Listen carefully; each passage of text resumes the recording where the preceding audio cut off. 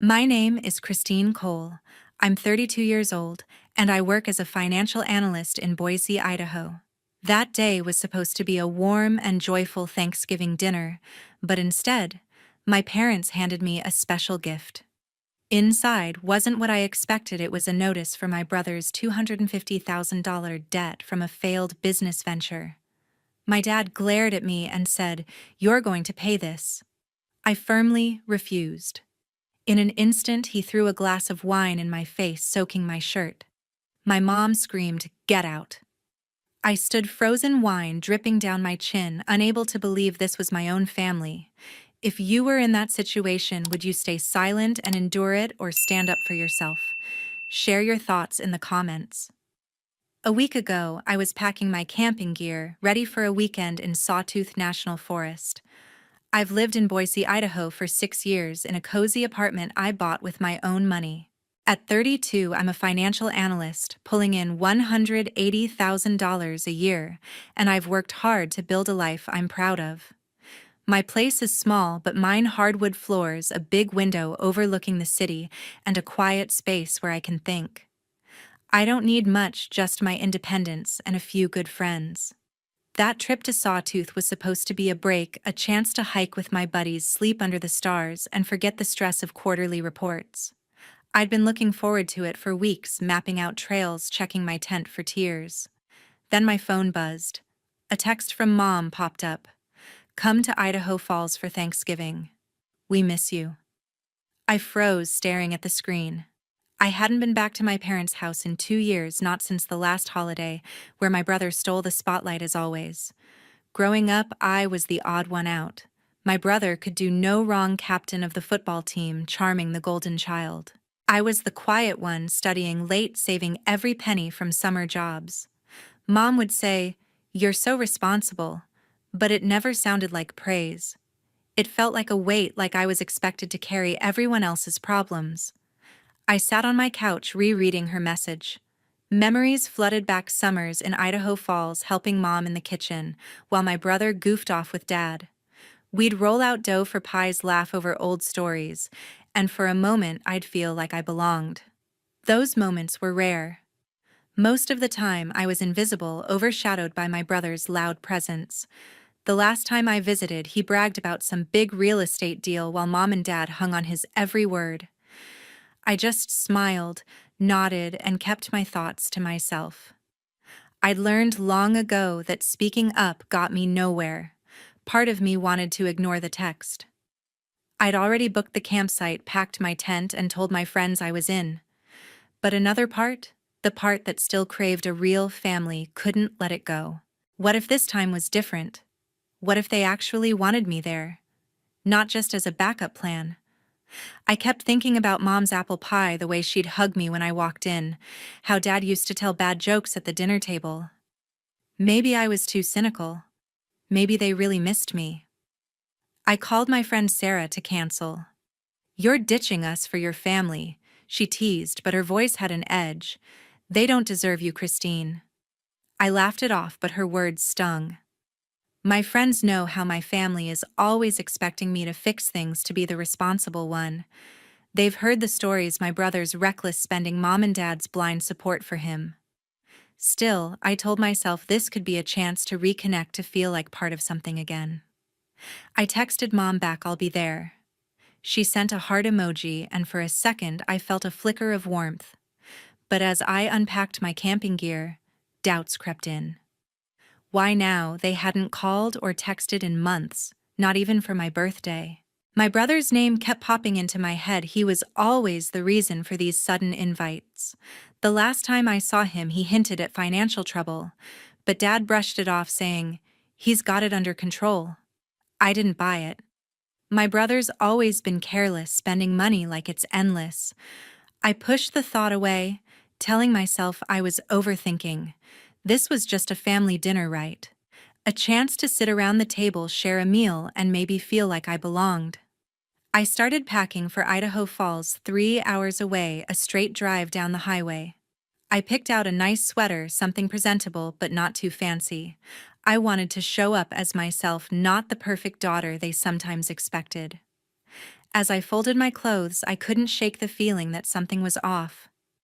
Mom's text was too short, too formal, like it was rehearsed. My gut told me there was more to this invite, but I ignored it. I wanted to believe in that warm family moment, even if it felt like chasing a memory that might never have been real. I stopped in front of my parents' house, my heart racing as I stepped out of the car. The late November air was crisp, but I barely noticed my mind buzzing with a mix of hope and unease. I grabbed the gift bags from the backseat, wine for Dad, a silk scarf for Mom, and a finance book for my sister-in-law. I'd spent hours picking them out, wanting to show I cared even if I wasn't sure they did. As I walked up the porch steps, the front door swung open and Dad's arms wrapped around me in a tight hug. "You made it," he said, his voice warm but louder than I remembered. Mom appeared behind him, taking my coat with a smile that felt a little too wide. "It's been too long," she said, guiding me inside. The house smelled of roasted turkey and cinnamon, pulling me back to childhood Thanksgivings. My brother and his wife were already in the living room, standing by the fireplace.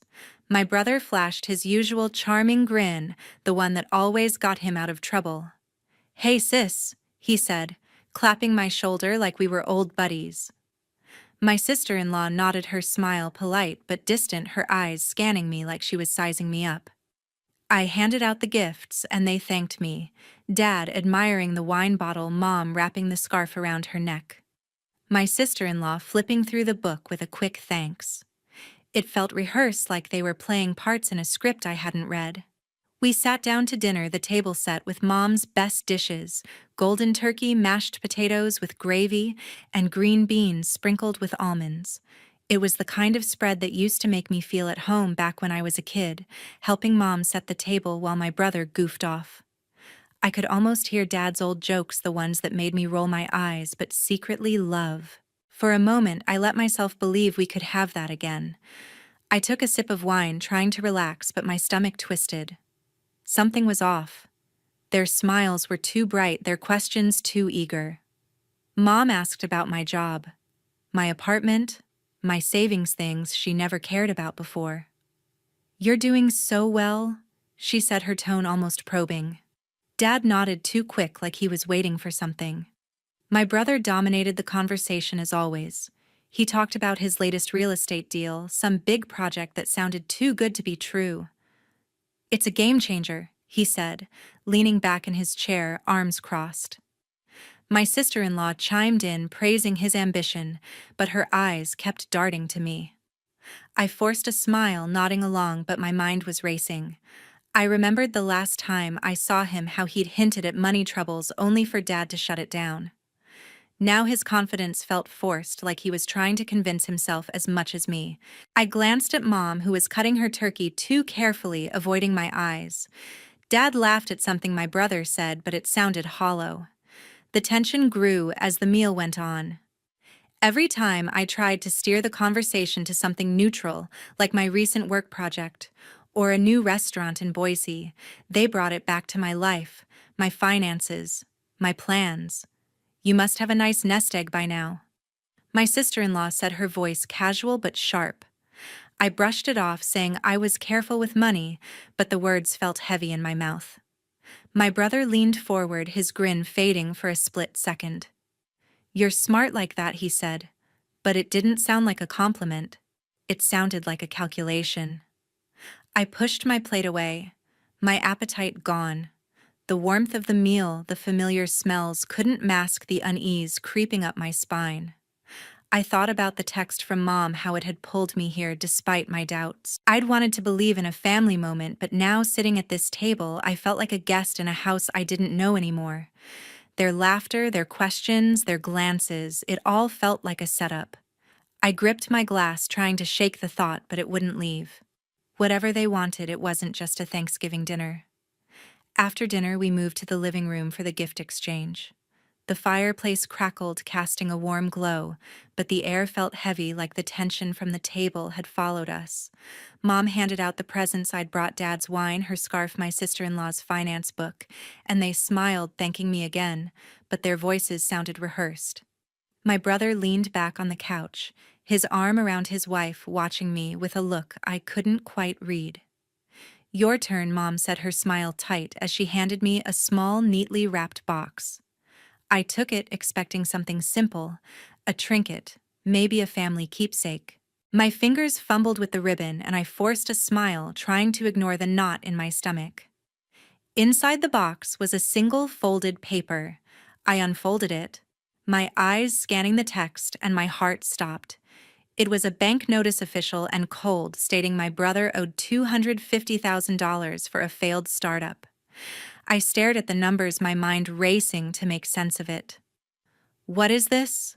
I asked, my voice low, looking up at Mom.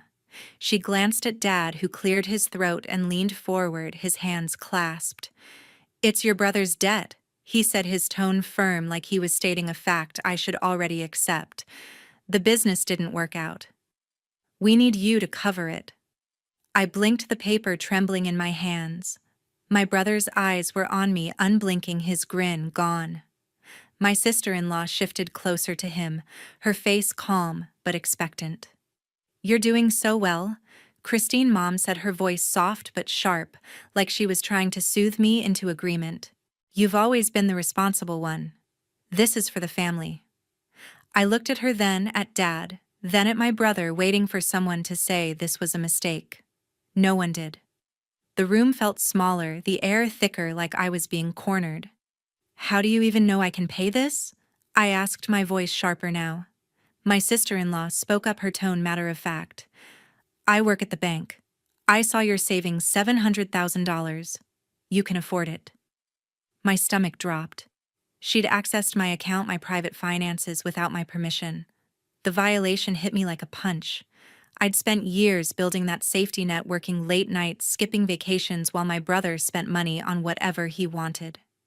And now they were using my hard work against me, like it was theirs to claim. "This isn't fair," I said, my voice shaking with anger. "Why is this my problem?" My brother finally spoke, his voice smooth, but edged with frustration. "Come on, sis. It's just money. We're family. You can't let us lose everything." His words stung, not because they were true, but because they weren't. Family didn't mean this lying, scheming, digging into my life like I owed them. I looked at the bank notice again, the words "failed startup" glaring at me. I didn't believe it. My brother's history of bad deals and flashy purchases flashed through my mind, but I had no proof yet. Dad leaned closer, his face hardening. "You've got the means," he said. "You're sitting on all that money, and you're going to let your brother's life fall apart. What kind of daughter does that?" His words cut deep, but not because I felt guilty, because they confirmed what I'd always feared. They didn't see me as their daughter, not really. They saw me as a solution, a checkbook to fix their mistakes. Mom nodded, her eyes pleading but cold. "We're counting on you," she said. "This is what families do." I pushed the paper back into the box, my hands steady now despite the rage building inside. "No," I said, my voice clear. "I'm not paying this." The room went silent. My brother's jaw tightened, his eyes narrowing like I'd betrayed him. My sister-in-law's calm mask slipped, her lips pressing into a thin line. Mom's face fell, but there was something else there, anger, maybe, or desperation. Dad's hands clenched, his knuckles white. I could feel their disappointment, their judgment pressing down on me, but I held my ground. "You're being selfish?" My sister-in-law said, her voice low, almost a hiss. "You think you're better than us, don't you?"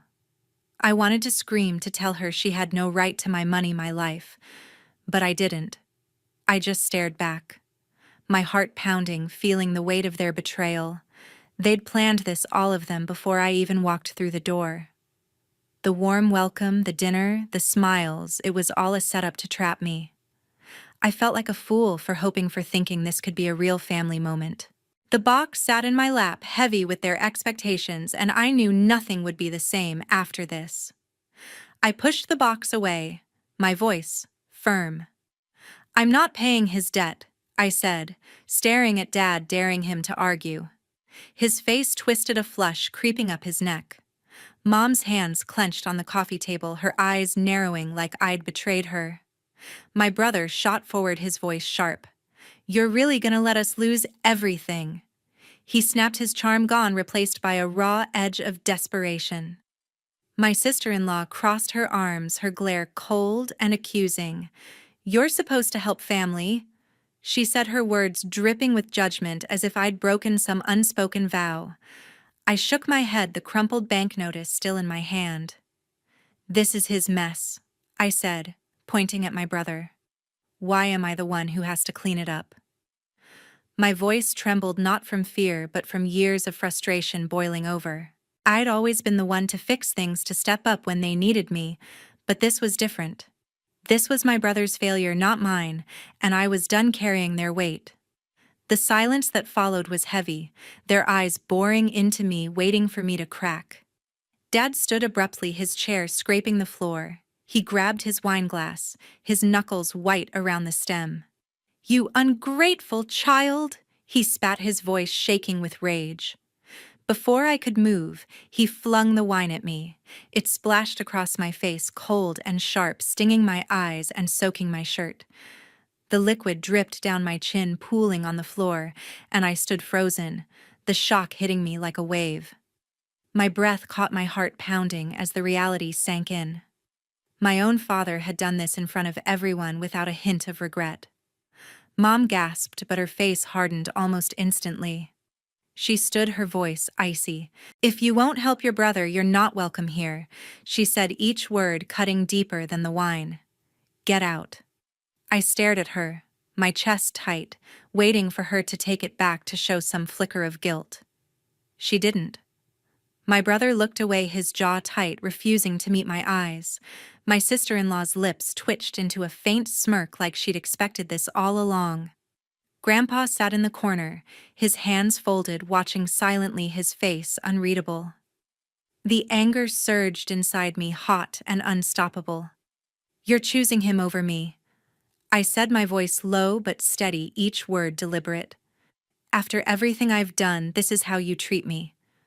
I wiped the wine from my face, my sleeve now stained red, my hands trembling with fury. They'd planned this, manipulated me from the moment I walked in, and now they were throwing me out because I wouldn't give in. The betrayal burned deeper than I'd ever felt, but it also made something clear: I didn't owe them anything. I grabbed my coat from the chair, my movements sharp, deliberate. "You don't get to do this," I said, looking at Mom, then Dad, then my brother. "You don't get to guilt me into fixing his mistakes." My brother opened his mouth, but I cut him off. "No, I'm done." My voice was louder now, fueled by years of being overlooked, of being the one who always had to be responsible. My sister-in-law scoffed, muttering something about me being selfish, but I didn't care. Her words couldn't touch me anymore. I walked toward the door, my wet shirt clinging to my skin, the smell of wine sharp in my nose. Dad's face was still red, his hands clenched, but he didn't say a word.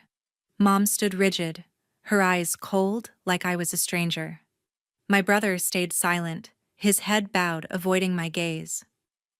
Grandpa's eyes followed me, but he didn't speak, not yet. I wanted to scream, to tell them how wrong they were, but I didn't. Words wouldn't change them. They'd made their choice, and I'd made mine. I stepped outside, the November air hitting my wet clothes, chilling me to the bone. My car was still in the driveway, right where I'd left it hours ago when I'd walked in hoping for a family moment. That hope was gone now, replaced by a clarity I hadn't felt before. I wasn't their scapegoat anymore. I slid into the driver's seat, my hands gripping the wheel, my anger still burning but mixed with something else, relief. I didn't look back as I started the engine. This was the end of their hold on me. Grandpa rose to his feet, his voice slicing through the heavy silence. The living room, tense after my departure, seemed to shrink under his gaze. Dad sat rigid, fists still clenched. Mom kept her eyes fixed on the floor, avoiding him. My brother shifted uneasily while my sister-in-law sat stiff, her face pale. For most of the evening he had stayed quiet in the corner, just watching, but now his presence filled every inch of the room. "I've had enough," he said low but sharp. You think you can treat her like this and lie to everyone? His trembling hand pointed at Dad, then at my brother. That debt wasn't from a startup. It was from gambling in Nevada casinos, cars, trips to Europe. His words struck like a slap. Mom's head snapped up, her mouth open but speechless. Dad's face went pale, his jaw tight. My brother tried to speak, but the elder cut him off with blazing eyes. Don't you dare deny it. Slowly he paced across the floor, cane tapping against the wood. I saw the transactions in the family account. $250,000 gone. Casinos, a BMW, flights to Paris. And I heard you? He turned toward Dad, plotting with him to hide it, to trick Christine into paying. My sister-in-law's eyes widened, her hands twisting in her lap. She opened her mouth, but he silenced her with a raised hand. You knew too. You checked her savings and thought you could guilt her into fixing this mess. The accusation lingered, undeniable. Dad rose, his voice shaky. You don't understand. But the old man cut him short. I understand plenty, he snapped. You threw wine in her face, told her to leave her own home, all to cover his lies. He pointed at my brother, who shrank back, stripped of his usual bravado. Mom covered her face, shoulders trembling. My sister-in-law pressed her lips tight, no longer smirking. Their excuses collapsed under his fury. I raised you better than this, his voice broke. Christine's the only one who's been honest, and you treated her like dirt. His eyes softened for a moment, as if thinking of me. She deserves to know the truth. With deliberate fingers, he pulled out his phone and dialed my number. The room froze in silence as he waited. Halfway back to Boise, my phone rang. Seeing his name, I pulled over, my heart pounding. Christine, he said, voice heavy but steady. You need to know what your brother really did. He told me everything, how the debt wasn't from a startup but from gambling, how the money went to casinos, a BMW, and luxury trips. He explained how he had seen the family account transactions and overheard Dad and my brother scheming to force me to pay. My hands gripped the wheel, anger flaring but sharpened by clarity. They lied to you. Grandpa's voice softened. Your sister-in-law checked your savings. They all thought they could manipulate you. I closed my eyes, betrayal cutting deeper than ever. I had doubted my brother's story, but hearing it laid out, the casinos, the lies, their plan to use me, made my stomach churn. His anger mirrored mine, steadying me. I couldn't let them get away with it, he said. Not after what they did to you. I whispered my thanks before hanging up. The road stretched ahead, dark and empty, but my thoughts burned. They had planned to ruin me, to take everything I'd built. Dad's wine, Mom's cold words, my brother's silence, it all made sense now. They weren't just desperate. They were deceitful, ready to sacrifice me to save themselves. Back in Boise, I threw myself into my routine. My apartment small, but mine became my sanctuary. I focused on work, long hours at the office where I'd earned every cent of my savings. I started running again, the cold air clearing my head with every step. I didn't need their approval anymore, didn't need their expectations dragging me down. For the first time in years, I felt light, like I'd shed a burden I'd carried too long. I wasn't the dutiful daughter or the responsible sister anymore. I was just me, and that was enough. Word about what happened spread fast. Grandpa didn't hold back after that night. He told Aunt Martha and Uncle Stephen, Mom's sister and brother-in-law, the whole story, how my brother's debt came from casinos in Nevada, not some failed startup. How Dad and Mom tried to cover it up. How they turned on me when I refused to pay. Aunt Martha called me a week later, her voice soft but firm. We're on your side, she said. What they did was wrong. Uncle Stephen, usually quiet, sent a text. You don't deserve that. Their support wasn't loud, but it was steady. A reminder that not everyone in the family had betrayed me. In Idaho Falls, things unraveled for them. My brother couldn't dodge the bank forever. The $250,000 he owed wasn't going away, and with no one to bail him out, he had to face it. He and my sister-in-law sold their house, a big flashy place they'd bought to show off. I heard from Aunt Martha that it went for less than they hoped, barely enough to cover the debt. They moved into a small apartment on the edge of town, a far cry from the life they'd flaunted. My brother's charm didn't work anymore. People in town whispered about his gambling, his recklessness. My sister-in-law kept her job at the bank, but her reputation took a hit. No one trusted someone who'd pried into private accounts to manipulate family. Dad and Mom didn't fare much better. They'd always been pillars in their community, church events, charity drives, the works. But word got out, as it always does in small towns. Neighbors stopped inviting them to gatherings. Friends grew distant, their smiles polite but cold. Aunt Martha told me Mom tried to explain it away at a book club, claiming it was all a misunderstanding, but no one bought it. The truth was too ugly. They'd chosen to protect my brother's lies over their own daughter. Uncle Stephen, who'd always been close to Dad, stopped visiting. He didn't say why, but the reason was clear. They'd crossed a line, and the community they'd leaned on for years turned its back. I didn't gloat. I didn't want to. Knowing they were paying for what they did didn't erase the hurt, but it gave me closure. I'd spent years trying to hold the family together, always the one to compromise, to forgive. But that night in Idaho Falls changed everything. They'd shown who they really were, and I wasn't going to let them pull me back into their mess. I stopped checking my email for apologies that never came. I stopped waiting for them to change. Grandpa was the only one I kept in touch with, his calls, a quiet comfort. He didn't push, didn't preach. Just asked how. I was told me he was proud. Boise became my home in a way it hadn't before. I joined a running group. Made a few friends who didn't know my family's story, didn't need to. Work kept me busy, but it was more than that. I was building something for myself, something they couldn't touch. I opened a new savings account, one my sister-in-law would never see. Every deposit felt like a step forward, a brick in the wall I was building around my life. I wasn't rich, but I was secure, and that was mine to keep. Sometimes late at night, I'd think about them, Dad's angry glare, Mom's cold words, my brother's silence. The memories stung, but they didn't control me anymore. I'd spent so long trying to be what they wanted, but now I was free to be what I wanted. I didn't need their house, their approval, or their lies. I had my own life, my own strength, and that was enough. Months passed in Boise, my days calm. I'd settled into a rhythm that felt like mine alone. No calls from Mom, no texts from Dad, no pleas from my brother. The silence was deliberate, a wall I'd built to protect myself. My apartment, with its familiar creaks and warm light, was my refuge. I'd wake early, run along the Boise River, the steady beat of my steps grounding me. Work filled my hours, each project a step toward a future I controlled. I wasn't running from the past. I was building beyond it.